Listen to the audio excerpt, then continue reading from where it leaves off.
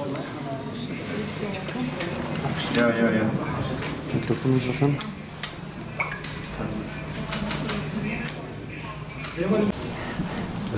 Değerli arkadaşlar, biraz önce 3.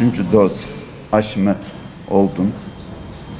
Daha önceki iki dozum Sinovac, bu BioNTech aşısı oldum, 3. doz. Bütün hemşerilerimizi aşı olmaya davet ediyorum. Hastanelerimizde aşı olabilirler, aile hekimlerinde aşı olabilirler. İlçe sağlık müdürlerine gidip aşı olabilirler.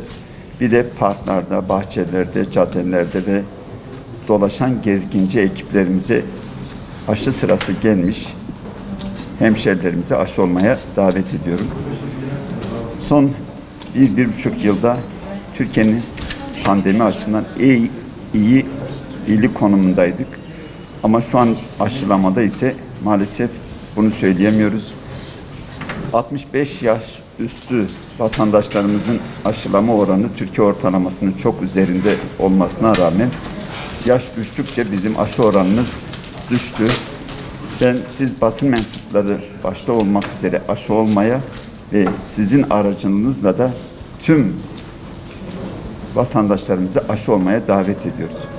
Niçin davet ediyoruz? Bizim kentimiz hizmet sektörü yoğun bir ticari kültürü var. Esnafımız çok zor durumda. Hayatın bir daha kısıtlamaya gitmemesi, hayatın bir an önce normale dönmesi için, esnafımıza olan saygımız için aşı olmalıyız. Sağlık emekçileri aylardır çocuklarına doğru dürüst sarılamadılar. Gece gündüz nöbet tuttular.